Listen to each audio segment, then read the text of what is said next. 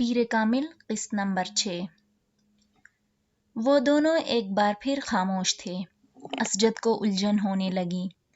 امامہ اتنی کمگو نہیں تھی جتنی وہ اس کے سامنے ہو جاتی تھی۔ پچھلے آدھے گھنٹے میں اس نے گنتی کے لفظ بولے تھے۔ وہ اسے بچپن سے جانتا تھا۔ وہ بہت خوش مزاج تھیں۔ ان دونوں کے نسبت ٹھہرائے جانے کے بعد ابتدائی سال میں اس میں کوئی تبدیلی نہیں آئی۔ اسجد کو اس سے بات طے کرنے میں خوشی محسوس ہوئی تھی۔ وہ بلا کی حاضر جواب تھی، مگر پچھلے کچھ سالوں میں وہ یکدم بدل گئی تھی۔ وہ میڈیکل کالج میں جا کر تو یہ تبدیلی بھی محسوس ہونے لگی تھی۔ اسجد کو بعض دفعہ یوں محسوس ہوتا جیسے اس سے بات کرتے ہوئے وہ حد درجہ محتاط رہتی ہے۔ کبھی وہ الجھی ہوئی سی محسوس ہوتی اور کبھی اسے اس کے لہجے میں عجیب سی سرد مہری محسوس ہوتی۔ اسے لگتا وہ جلد از جلد اس سے چھٹکارا پا کر اس کے پاس سے اٹھ کر چلی جانا چاہتی ہے۔ اس وقت بھی وہ ایسا ہی محسوس کر رہا تھا۔ میں کئی بار سوچتا ہوں کہ میں خواہ تمہارے لیے یہاں آنے کا تردد کرتا ہوں۔ تمہیں تو اس سے کوئی فرق نہیں پڑتا ہوگا کہ میں آؤں یا نہ آؤں۔ اسجد نے ایک گہری سانس لے کر کہا۔ وہ اس کے بالمقابل لان چیئر پر بیٹھی دور باؤنڈری وال پر چڑھی ہوئی بیل کو گھور رہی تھیں۔ اسجد کی شکایت پر اس نے گردن ہلائے بغیر اپنی نظریں بیل سے ہٹا کر اسجد پر مرکوز کر دیں۔ اسجد نے سوالیہ نظروں سے اسے دیکھا مگر وہ خاموش رہی تو اس نے لفظوں میں کچھ رد و بدل کر کے اپنا سوال دہرایا۔ تمہیں میرے نہ آنے سے کوئی فرق نہیں پڑے گا امامہ؟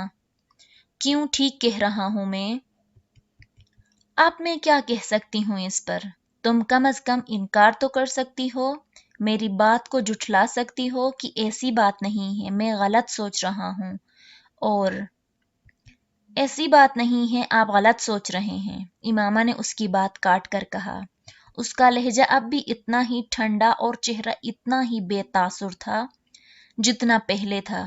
اسجد ایک ٹھنڈی سانس لے کر رہ گیا۔ ہاں، میری دعا ہے اور خواہش تو یہی ہے کہ ایسا نہ ہو، اور میں واقعی غلط سوچ رہا ہوں، مگر تم سے بات کرتے ہوئے میں ہر بار ایسا ہی محسوس کرتا ہوں۔ کس بات سے آپ ایسا محسوس کرتے ہیں؟ اس نے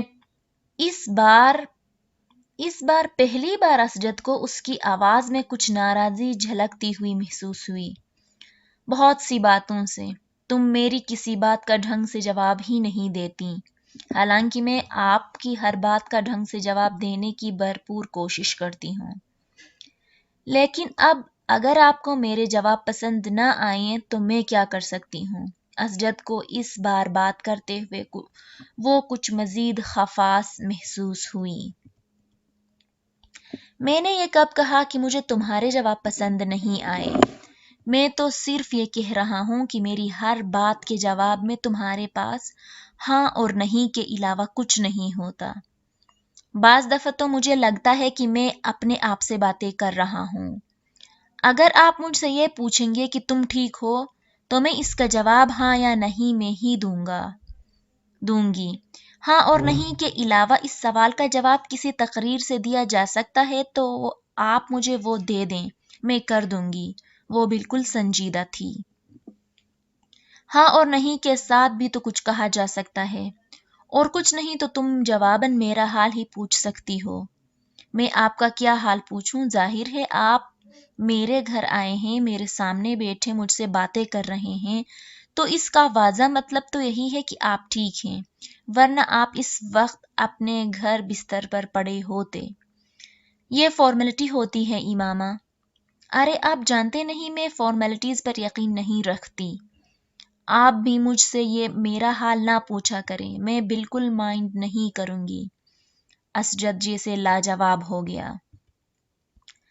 ٹھیک ہے، فارمیلٹیز کو چھوڑو، بندہ کوئی اور بات کر لیتا ہے، کچھ ڈسکس کر لیتا ہے، اپنی مصروفیات کے بارے میں ہی کچھ بتا دیتا ہے۔ اسجد، میں آپ سے کیا ڈسکس کروں؟ آپ بزنس کرتے ہیں، میں میڈیکل کی اسٹوڈنٹ ہوں، آپ سے میں کیا پوچھوں؟ اسٹاک مارکیٹ کی پوزیشن؟ ट्रेंड बुलिश थी या बेरिश, इंडेक्स में कितने पॉइंट्स का इजाफा हुआ, या अगली कंसाइनमेंट कहाँ भेज रहे हैं, इस बार गवर्नमेंट ने आपको कितनी रिबेट दी। इसका लहजा अब भी उतना ही सर्द था। या आपसे इकोनॉमी डिस्कस करूं, कौन से अवामिल इस इंसान के जिगर को मुतासिर कर सकते हैं। बाईपास सर्जरी में इस साल कौन सी नई तकनीक इस्तेमाल की गई है। दिल की धड़कन बहाल करने के लिए कितने से कितने वोल्ट का इलेक्ट्रिक शॉक दिया जाता है। तो हम दोनों की मसरूफियात तो ये हैं। अब इनके बारे में डिस्कशन से आप और मैं मोहब्बत और बेतकल्लुफी की कौन सी मंजिलें तय करेंगे, वो मेरी समझ से बाहर है। असजद का चेहरा सुर्ख हो गया। अब वो उस लम्हे को कोस रहा था जब उसने इमामा से शिकायत की थी। और भी तो मसरूफियात होती हैं इंसान की, असजद ने कदरे कमजोर लहजे में कहा। नहीं, पढ़ाई के अलावा मेरी तो और कोई मसरूफियात नहीं है, इमामा ने कतईयत से सर हिलाते हुए कहा। पहले भी तो हम दोनों आपस में बहुत सी बातें करते थे। इमामा ने उसकी बात काट दी। पहले की बात छोड़ें, अब मैं वक्त ज़ाया करना अफोर्ड नहीं कर सकती। हैरत मुझे आप पर हो रही है। आप बिजनेसमैन होकर इतनी इमेच्योर और इमोशनल सोच रखते हैं। आपको तो खुद बहुत प्रैक्टिकल होना चाहिए। असजद कुछ बोल ना सका। हम दोनों के दरमियान जो रिश्ता है वो हम दोनों जानते हैं। अब अगर आप मेरी प्रैक्टिकल अप्रोच को बेइल्तिफाती, बेनियाजी, नाराज़ी समझें तो मैं क्या कर सकती हूँ। मैं आपके साथ यहाँ बैठी हूँ तो इसका मतलब यही है कि मैं इस रिश्ते को अहमियत देती हूँ, वरना कोई अजनबी तो इस तरह मेरे साथ बैठकर चाय पी नहीं सकता। वो एक लम्हे के लिए रुकी। और जहां तक इस बात का ताल्लुक है कि आपके आने या न आने से मुझे कोई फ़र्क पड़ेगा या नहीं, हकीकत ये है कि हम दोनों ही बहुत मसरूफ़ हैं। हम मॉडर्न एज के पैदावार हैं। न मैं कोई हीर हूँ, न आप रांझे के कबीले से ताल्लुक़ रखते हैं कि मेरे लिए घंटों ये फ़राइज़ सरअंजाम दें। सच यही है कि फ़र्क वाकई नहीं पड़ता कि हम दोनों मिलें या ना मिलें, बातें करें या ना करें। हमारा रिश्ता वही रहेगा जो अब है, या आपको लगता है कि इसमें कोई तब्दीली आ सकती है। अगर असजद के माथे पर पसीना नहीं आया था तो इसकी वाहिद वजह दिसंबर का महीना था। उन दोनों की उम्र में 8 साल का फ़र्क था, मगर इस वक्त पहली बार असजद को यह फ़र्क 18 साल का महसूस हुआ। वो उसे अपने से 18 साल बड़ी लगी थी। 2 हफ्ते पहले वो 19 साल की हुई थी, मगर इस वक्त असजद को लग रहा था जैसे वो टीनेज से सीधी उधेड़ उम्र में चली गई थी, और खुद वो एक बार फिर प्री-10 में आ गया था। वो इसके बिलमुकाबिल टांग पर टांग रखते असजद के चेहरे से नजरें जमाए उसी बेतासुर अंदाज में उसके जवाब की मुंतजिर थी। असजद ने कुर्सी के हत्थे पर टिके उसके हाथ में मंगनी की अंगूठी को देखा और खंगार कर अपना गला साफ करने की कोशिश की। तुम बिल्कुल ठीक कह रही हो। मैं सिर्फ इसीलिए डिस्कशन की बात कर रहा था कि हमारे दरमियान अंडरस्टैंडिंग डेवलप हो सके। असजद, मैं आपको बहुत अच्छी तरह समझती और जानती हूँ, और ये जानकर मुझे बहुत अफसोस हुआ है कि आप समझते हैं कि हमारे दरमियान अभी भी किसी अंडरस्टैंडिंग को डेवलप करने की ज़रूरत है। मेरा ख्याल था हम दोनों के दरमियान अच्छी खासी अंडरस्टैंडिंग है। वो असजद का दिन नहीं था, असजद ने एतराफ़ किया। और अगर आपको ये ख्याल है कि एनाटॉमी और बिजनेस को डिस्कस करके हम कोई अंडरस्टैंडिंग डेवलप कर लेंगे तो ठीक है, आइंदा हम यही डिस्कस कर लिया करेंगे। इमामा के लहजे में लापरवाही का अंसर वाज़ा था। तुमको मेरी बात बुरी लगी है? बिल्कुल भी नहीं, मैं क्यों बुरा मानूंगी? उसके लहजे में मौजूद हैरत के अंसरों ने असजद को मजीद शर्मिंदा किया। शायद मैंने गलत बात की है। शायद नहीं, यकीनन, उसने तीनों लफ्जों पर बारी बारी जोर देते हुए कहा। तुम जानती हो मेरे नज़दीक ये रिश्ता कितनी अहमियत का हामिल है। मेरे बहुत से ख्वाब हैं इस रिश्ते के हवाले से, तुम्हारे हवाले से। असजद ने एक गहरा सांस लेकर कहा। इमामत बेतासुर चेहरे के साथ उसी बेल को देख रही थी। शायद इसलिए मैं ज़रूरत से ज़्यादा हसास हो जाता हूँ। مجھے اس رشتے کے حوالے سے کوئی خوف نہیں ہے، میں جانتا ہوں یہ رشتہ ہم دونوں کی مرضی سے ہوا ہے۔ وہ اس کے چہرے پر نظریں جمائے بڑے جذب سے کہہ رہا تھا، اور یکدم ہی اسے ایک بار پھر یہ احساس ہونے لگا تھا جیسے وہ وہاں موجود نہیں تھی، اس کی بات نہیں سن رہی تھی۔ اسجد کو لگا وہ ایک بار پھر خود سے باتیں کر رہا تھا۔ ایک بہت بڑی کوٹھی کے عقب میں موجود انیکسی سے میوزک کی آواز باہر لان تک آ رہی تھی۔ باہر موجود کوئی بھی شخص انیکسی کے اندر موجود لوگوں کی قوت برداشت پر حیرانی کا اظہار کر سکتا تھا، لیکن وہ انیکسی کے اندر موجود لوگوں کی حالت دیکھ لیتا تو وہ اس حیران کن قوت برداشت کی وجہ جان جاتا۔ انیکسی کے اندر موجود 6 لڑکے جس حالت میں تھے، اس حالت میں اس سے زیادہ تیز اور بلند میوزک بھی ان پر اثر انداز نہ ہو سکتا تھا، اور جہاں تک 7ویں لڑکے کا تعلق تھا تو وہ ایسے کسی چیز سے متاثر نہیں ہوا تھا۔ انیکسی کا وہ کمرہ اس وقت دھوئیں کے مرغولوں اور عجیب قسم کی بو سے بھرا ہوا تھا۔ قالین پر ایک مشہور ریسٹورنٹ سے لائے گئے کھانے کے کھلے ہوئے ڈبے اور ڈسپوزیبل پلیٹیں، چمچے بھی پڑے تھے۔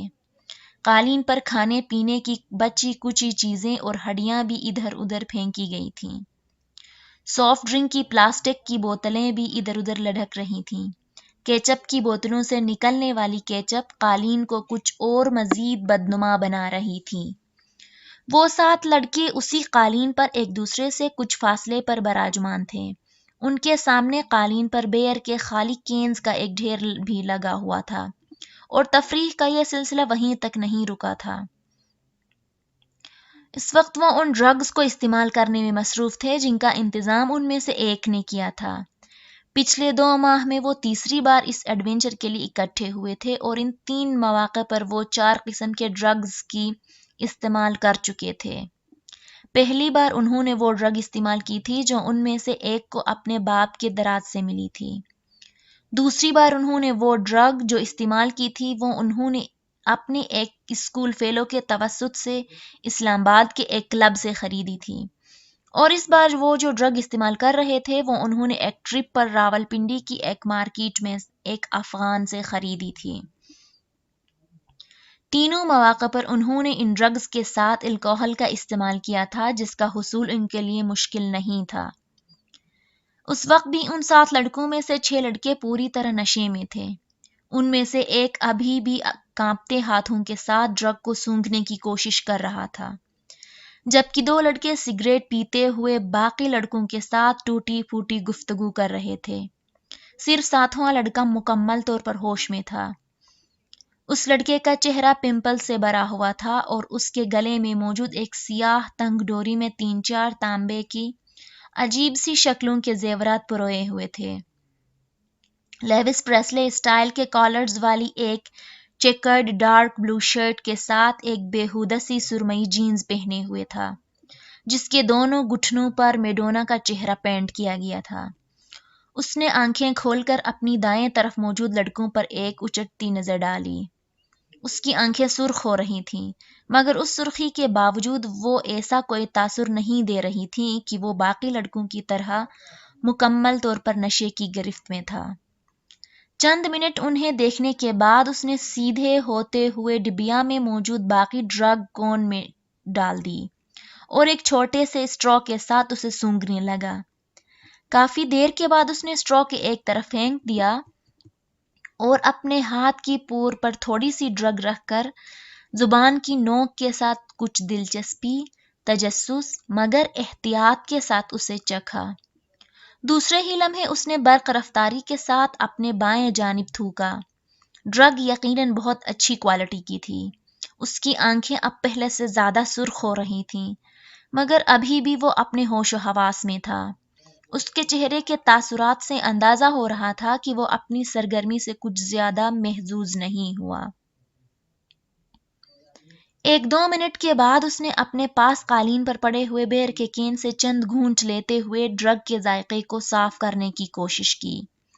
کین رکھنے کے بعد وہ چند منٹ تک کون میں موجود ڈرگ کو دیکھتا رہا۔ دوسرے 6 لڑکے اس وقت تک نشے میں پوری طرح دھت کارپٹ پر اوندھے سیدھے پڑے تھے، مگر وہ اب بھی اسی طرح بیٹھا تھا۔ کین میں موجود بیر کے گھونٹ لیتے ہوئے وہ پرسوچ انداز میں ان سب کو دیکھتا رہا۔ اس کی آنکھیں اب متورم ہو رہی تھیں، مگر ان میں موجود چمک بتا رہی تھی کہ وہ ابھی بھی مکمل طور پر نشے میں نہیں ہے۔ یہ اس کے ساتھ تیسری بار ہوا تھا۔ پہلی بار ڈرگ استعمال کرنے کے بعد وہ اسی طرح بیٹھا رہا تھا، جبکہ اس کے دوست بہت جلد نشے میں دھت ہوئے تھے۔ رات کے پچھلے پہر وہ ان لوگوں کو اسی حالت میں چھوڑ کر خود گھر آ گیا تھا۔ آج بھی وہ یہی کرنا چاہتا تھا۔ کمرے کے اندر موجود ڈرگ کی بو سے اب پہلی بار وہ الجھنے لگا۔ اس نے کھڑے ہونے کی کوشش کی اور وہ لڑکھڑایا۔ اپنی لڑکھڑاہٹ پر قابو پاتے ہوئے وہ سیدھا کھڑا ہو گیا۔ نیچے جھک کر اس نے کارپٹ سے کی رنگ، والیٹ اور کریڈٹ کارڈ اٹھائے، پھر آگے بڑھ کر اس نے اسٹوڈیو کو بند کر دیا۔ اپنی متورم اور سرخ آنکھوں سے اس نے کمرے میں ایک نظر دوڑائی، یوں جیسے وہ کوئی چیز یاد کرنے کی کوشش کر رہا ہو۔ پھر وہ کمرے کے دروازے کی طرف بڑھ گیا۔ ایک بار پھر نیچے بیٹھ کر اس نے جاگرز پہنے اور ان کے تسموں کو ٹخنوں کے گرد لپیٹ کر گرہ باندھی۔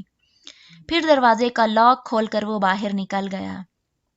روشنی سے یکدم وہ کوریڈور کی تاریکی میں آ گیا تھا۔ اندھیرے میں اپنا راستہ ڈھونڈتے ہوئے وہ انیکسی کے بیرونی دروازے کو کھولتا ہوا باہر لان میں آ گیا۔ انیکسی کی سیڑھیاں اترتے ہوئے اسے اپنی ناک سے کوئی چیز بہتی محسوس ہوئی۔ بایاں ہاتھ اٹھا کر اس نے اپنے اوپری ہونٹ پر رکھا۔ اس کی انگلیاں چپچپانے لگی تھیں۔ اس نے ہاتھ اٹھاتے ہوئے اپنی انگلیوں کو انیکسی کی بیرونی لائٹ کی روشنی میں دیکھا۔ اس کی پوروں پر خون کے قطرے لگے ہوئے تھے۔ اس نے اپنی ٹراؤزر کی جیب ٹٹولتے ہوئے اندر سے ایک رومال برآمد کیا اور اپنی پوروں پر لگا ہوا خون صاف کیا۔ اس کے بعد اسی رومال کے ساتھ اس نے اپنے ناک سے چمکنے والا خون صاف کیا۔ اسے اپنے حلق میں کوئی چیز چبھتی ہوئی محسوس ہوئی۔ اس نے کھنکھار کر اپنا گلا صاف کرنے کی کوشش کی۔ اب اسے اپنے سینے میں بھی گٹھن کا احساس ہونے لگا۔ چند گہرے سانس لے کر اس نے اس گٹھن کو کم کرنے کی کوشش کی۔ وہیں کھڑے کھڑے اس نے 2-3 بار نیچے تھوکا۔ وہ ایک بار پھر سیڑھیاں اترنے کے لیے قدم بڑھایا۔ وہ یکدم ٹھٹک گیا۔ اس کے ناک میں عجیب سی سنسناہٹ ہوئی اور پھر یکدم کوئی چیز پوری قوت سے بہنے لگی۔ وہ بے اختیار کمر کے بل جھک گیا۔ ایک دھار کی صورت میں اس کے ناک سے نکلنے والا خون سیڑھیوں پر گرنے لگا تھا، ماربل پر پھسلتا ہوا خون۔